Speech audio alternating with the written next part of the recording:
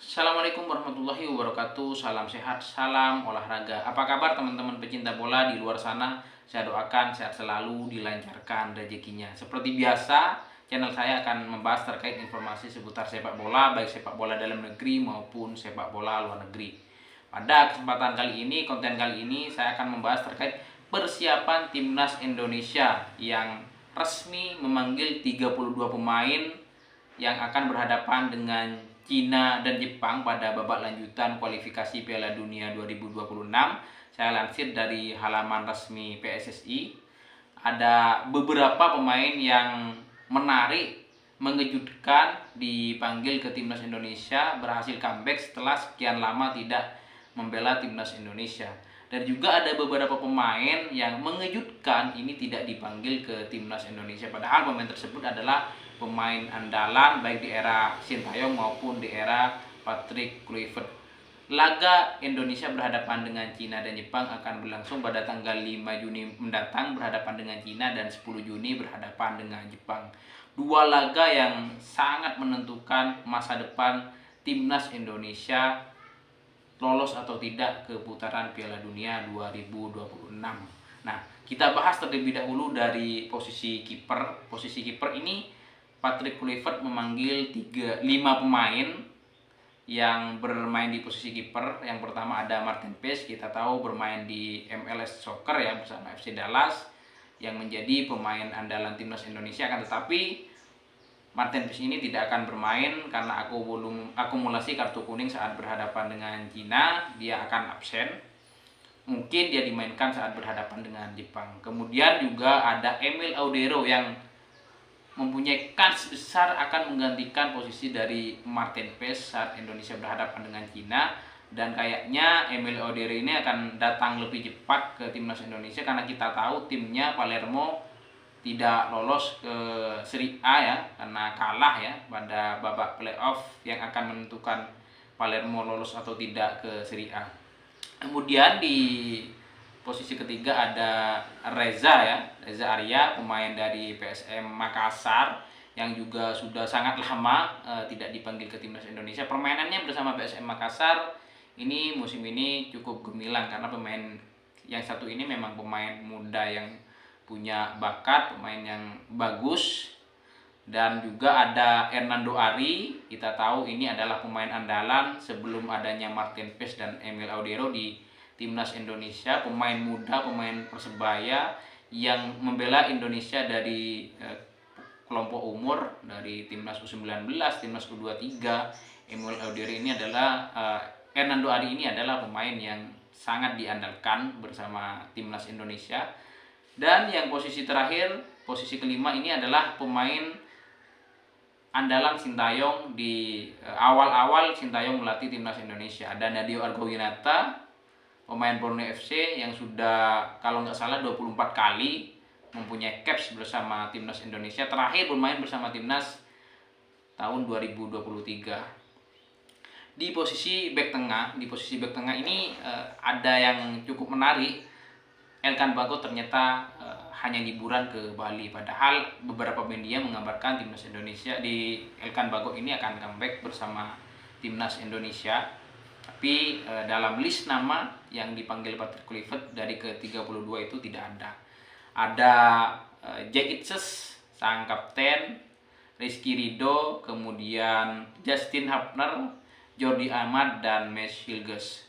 Dari kelima pemain yang berposisi back tengah, saya rasa yang paling punya kans bermain ini Rizky Ridho, Jack Itses, kemudian Justin Hapner yang bermain bagus saat melawan Bahrain. Tapi tidak menutup kemungkinan Mas Hilgers ini juga masuk ke starting 11 karena kita tahu dia adalah pemain yang cukup diandalkan bersama klubnya di Eredivisie, tapi masih bersama timnas kemarin saat berhadapan dengan Australia. Ini masih chemistry-nya masih belum terbangun. Harapan kita semoga dengan adanya TC di Bali nanti ini Mas Hilgers ini bisa membangun komunikasi bersama pemain belakang timnas lainnya ya, sehingga dia bisa mengeluarkan potensinya saat dia bermain di Eredivisie. Nah, di posisi wingback kanan atau sayap kanan ya, ternyata di luar dugaan Kevin Dix ini yang dikabarkan tidak akan dipanggil karena cedera dipanggil. Ada Eliano Renders, pemain Zole dari Eredivisie juga. Kemudian ada yang paling mengejutkan ini ada Asnawi Mangkualam Bahar yang berhasil comeback ke timnas Indonesia. Asnawi Mangkualam Bahar ini berhasil comeback setelah kita tahu pada Piala AFF dia bermain kurang baik bersama timnas Indonesia, tapi di Liga Thailand dia pemain yang cukup diandalkan ya, Asnawi ini ya. Syukur-syukur dengan mungkin Kevin Dix ini tidak bermain saat berhadapan dengan Cina, Asnawi ini bisa bermain mungkin di babak kedua, karena kemungkinan kalau menurut saya yang akan bermain ini adalah Eliano atau Sandy Walsh yang bermain di Liga Jepang ya. Kemudian juga ada Yakob Sayuri. Nah, Yakob Sayuri ini ada 5 pemain di wingback kanan atau pemain sayap kanan ya. Ya Asnawi, Eliano, Kevin Dix, kemudian Yakob Sayuri sama Sandy Walsh. Ini adalah pemain yang akan diandalkan di posisi wingback kanan atau sayap kanan. Yang paling menarik itu ada Asnawi Mangkualam dan Yakob Sayuri. Yakob Sayuri ini adalah pemain multifungsi, bisa mungkin nanti menggantikan posisi Marcelino yang kemungkinan absen akan berhadapan dengan Cina. Ada juga Eliano yang mungkin bisa menggantikan dari posisi dari Kevin Dix. Ini cukup banyak stok di sayap kanan ya. Absennya Kevin Dix saya rasa tidak akan berpengaruh banyak, karena kita tahu Eliano sendiri ini bersama timnya ini beberapa pertandingan terakhir ditaruh di back sayap kanan bermain cukup baik. Yakob Sayuri ini juga cukup baik. Kemudian Sandy Walsh dalam pertandingan terakhir di bersama timnya dia bermain cukup lama, kalau nggak salah 83 menit. Nah, beralih ke posisi sayap kiri atau wingback kiri ya. Di sini ada Sen Patinama yang baru saja diputus kontraknya bersama klubnya, dan yang punya kans besar akan bermain menurut saya ini ada Calvin Verdong ya, yang bermain sebagai kapten bersama timnya di Eredivisie, cukup baik penampilannya. Ada juga Pratama Arhan yang saya rasa ini sangat dibutuhkan kalau misalkan timnas mengalami kebuntuan melalui lemparannya yang cukup baik ya, karena kita tahu lemparan Pratama Arhan ini yang menyelamatkan Indonesia saat berhadapan dengan Vietnam ya. Kita tidak bisa lupa itu, dan penampilannya bersama timnya di Liga Thailand cukup lumayan karena dia sering bermain ya bersama klubnya di Liga Thailand ya. Ada juga Dean James yang sudah pulih dari cedera meskipun tidak bermain full bersama klubnya di Eredivisie ya. Dan Dean James ini bisa juga ditaruh di lini depan juga, ini kemungkinan bisa ditaruh di sayap kiri menggantikan pemain Ragnar Onapmangon yang absen ya. Kemudian ada Yance Sayuri, saudara kembar dari Yakob Sayuri, yang pada pertandingan terakhir dia mencetak hat-trick bersama klubnya Malut United. Tapi menurut saya ketimbang yang di sayap kanan, wingback kiri ini adalah, atau pemain sayap kiri ini adalah pemain yang paling banyak ya, paling persaingannya agak ketat ya. Kita tahu Calvin Verdong ini tampil cukup baik, Dean James ini punya kualitas yang baik juga. Paling melimpah ini di posisi sayap kiri. Kita beralih ke lini tengah ya. Lini tengah kita ada Tom Haye dan Joy Palupesi. Kalau analisis saya ini yang akan bermain sebagai starter. Double pivot ini cukup baik penampilannya. Kita tahu Tom Haye ini, Joy Palupesi ini tenaganya cukup luar biasa ya. Ini duet Tom Haye Joy Palupesi saya rasa akan menjadi andalan di lini tengah saat berhadapan dengan Cina ataupun berhadapan dengan Jepang. Ada Ricky Kambuaya yang bisa jadi dia akan ambil bagian di babak kedua sebagai pemain pengganti atau substitution, karena memang saat berhadapan dengan Bahrain dia dimainkan di babak kedua, penampilannya cukup baik, tidak kalah dengan pemain naturalisasi. Pemain yang satu ini memang pemain yang sangat stylish ya, dan penampilannya bersama klubnya memang cukup baik. Dia sudah 40 kali lebih membela timnas Indonesia. Ricky Kambuaya ini akan jadi kartu yang bisa diandalkan oleh Patrick Kluivert di babak kedua.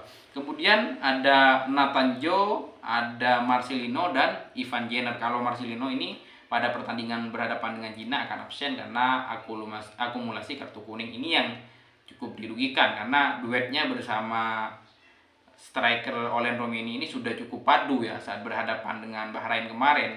Ini tentu sangat kehilangan kita.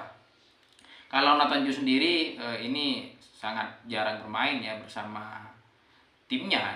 Tapi Nathan Joe ini adalah pemain yang versatile, bisa bermain sebagai bek tengah, gelandang dan wingback kiri. Tentu kalau menurut saya yang cukup diandalkan ini seperti yang saya sebutkan tadi, Tom Haye dan Joel Palupesi ini akan menjadi double pivot andalan Patrick Kluivert. Bisa jadi Ivan Jenner dan Ricky Kambuaya ini dimasukkan di babak kedua kalau misalkan Indonesia mengalami kebuntuan. Beralih ke lini depan ya. Lini depan ini ada beberapa pemain yang mengejutkan yang saya sampaikan tadi ya. Ragnar Oratmangun ini tidak dipanggil ke timnas Indonesia karena kabarnya mengalami sakit, kena virus ya, karena beberapa pertandingan terakhir bersama timnya dia tidak main. Tentu ini akan menjadi kerugian tersendiri karena kita tahu Ragnar Oratmangun di sayap kiri ini pemain yang bisa mengacak-acak pertahanan lawan.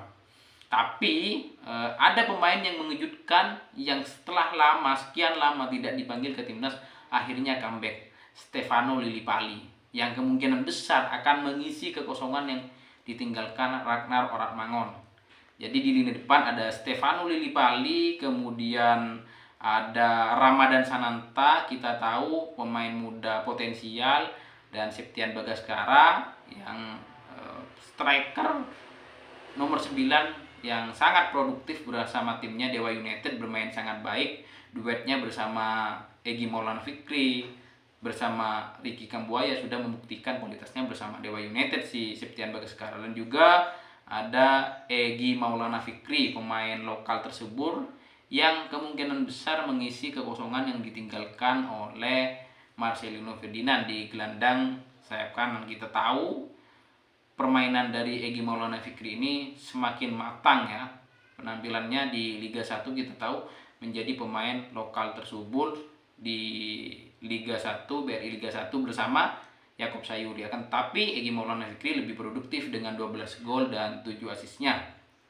Saya rasa posisi ujung tombak ini akan diisi oleh Olen Romeni ya.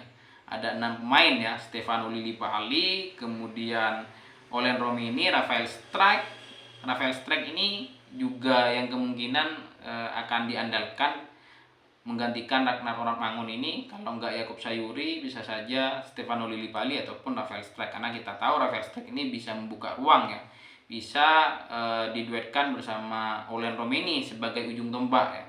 6 pemain di lini depan ini akan menjadi daya gedor timnas Indonesia saat berhadapan dengan Cina dan Jepang. Itu ke-32 pemain yang dipanggil Patrick Kluivert, meskipun banyak kabar simpang siur, pro dan kontra, kenapa pemain dari juara BRI Liga 1 ini tidak ada yang dipanggil. Ya, itu adalah keputusan dari pelatih yang lebih tahu kebutuhan tim. Kalau secara pemain, saya rasa pemain Persib ya ada beberapa pemain yang bisa dipanggil ya. Kita tahu ada Edo Febriansa, pemain bek kiri, kemudian ada Beckham Putra yang juga bermain cukup baik, pemain muda yang penampilannya cukup baik, membawa Persib juara. Kan tetapi keputusan pelatih Patrick Kluivert ini adalah yang paling memahami teknis dan kebutuhan timnas Indonesia berhadapan dengan Cina dan Jepang. Kita doakan semoga timnas bisa menang, bisa membantai Cina sehingga peluang untuk lolos ke Piala Dunia 2026 semakin besar. Dan syukur-syukur berhadapan dengan Jepang minimal lah kita seri ya. Karena kita tahu Jepang ini adalah tim yang sudah lolos ke putaran Piala Dunia 2026 dan pemainnya jauh di atas kita memang. Meskipun ada kabar Jepang ini akan diisi oleh pemain-pemain kelas B-nya saat berhadapan dengan Indonesia. Tapi itu masih hanya kabar. Yang pasti kita harus mempersiapkan bagaimana timnas yang dilatih Patrick Kluivert ini bisa mengimbangi permainan Jepang. Berhadapan dengan Cina, harapan kita menang. Bravo timnas Indonesia. Semoga lolos ke putaran Piala Dunia 2026. Salam olahraga. Wassalamualaikum warahmatullahi wabarakatuh.